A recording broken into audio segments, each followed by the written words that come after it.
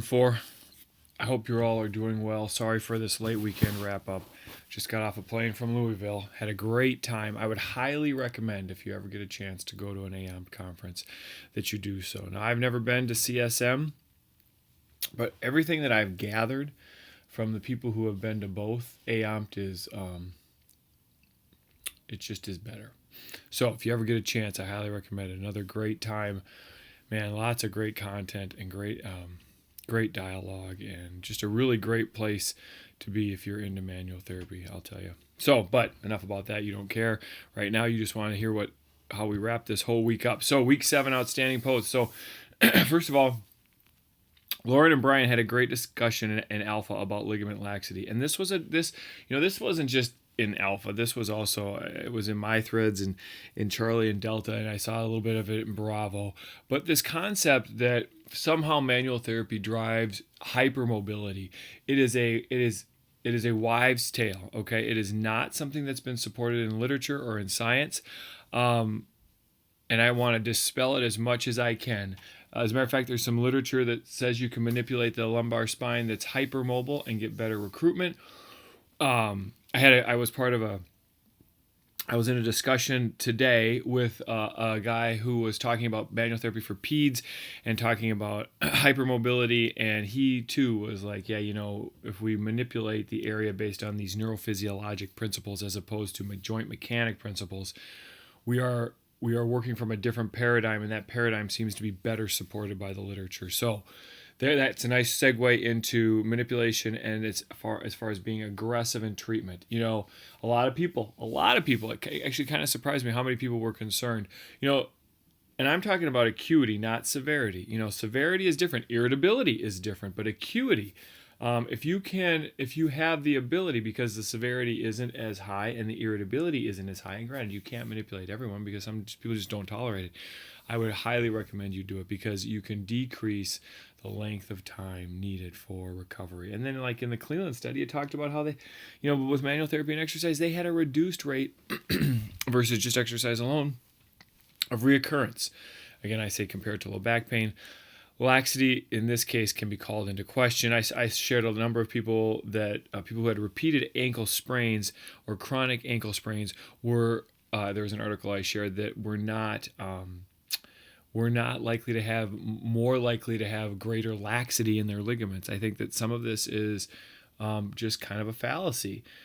And then that does remind me, as I'm talking about the articles that I posted, I hope to have this Dropbox thing fixed by next week, although it is the last week. I talked to Julie Whitman at the conference. I talked to Jesse Dugan from EIM, and they are hopefully going to be able to help me get back into Dropbox without me wreaking havoc on all of the rest of EIM's Dropbox accounts. Sorry to kind of go down that bunny trail. Lastly, motor control issues. Perhaps that's really the issue. It's not really about laxity. It's more about motor control, facilitation. Perhaps it's a lack of motor control that these people have. Bravo. Shelly and Nick were discussing the benefits of pronator strengthening for the first ray to help with control pronation. I love that. I think that there's a lot of benefit to that.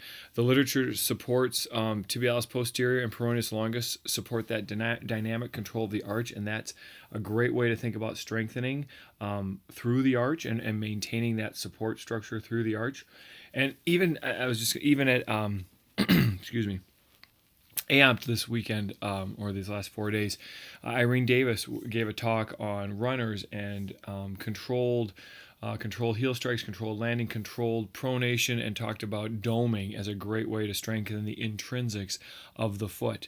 And so doming is just lifting your arch. And she talked about doming being done, statically, non-weight bearing, weight bearing, single leg, to jumping, more dynamically. But that whole concept of being able to control the dome of the arch of the foot through loading was a great concept that was discussed further this weekend, and I thought it was really good. And you guys talked about the power of those intrinsics, so I thought that was really good, especially for those those first rate people. Man, get them stronger in the intrinsics. And Charlie, Dane had a really good post talking about the need for internal bracing systems. We were talking about taping and just prophylactic bracing, and I couldn't agree with this more. That we really need to, I guess in the subacute phase, perhaps return to sport where there's this kind of transition to trying to gain that internal bracing system back. Bracing has been shown to be maybe somewhat important. Taping just really, I think it looks nice, and I think people like it because of how it looks, but it doesn't really have much value. And we got to remember to do sport specific training for these people. So if they're all about like a lot of lateral movements, we have to incorporate that into their recovery.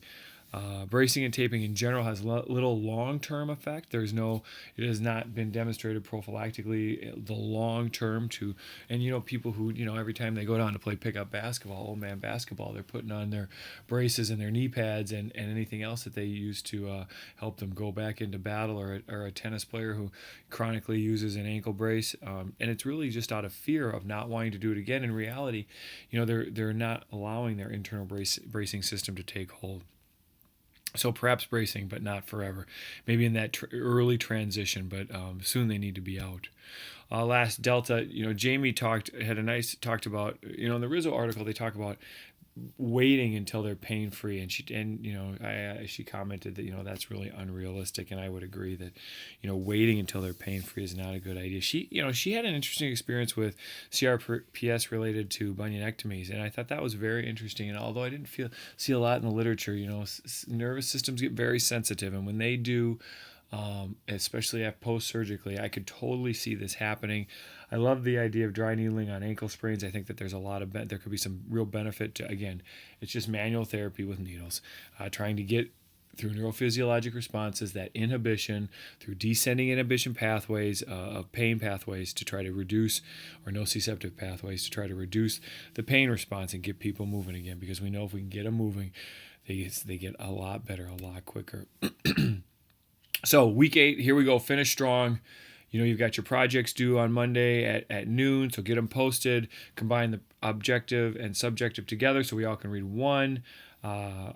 Obviously, you have your responsibility to, if other people will be posting in your group. Not everybody should be sharing and taking the responsibility of responding to comments being left. I want you all to read the 3 other groups and comment. Do engage in discussion.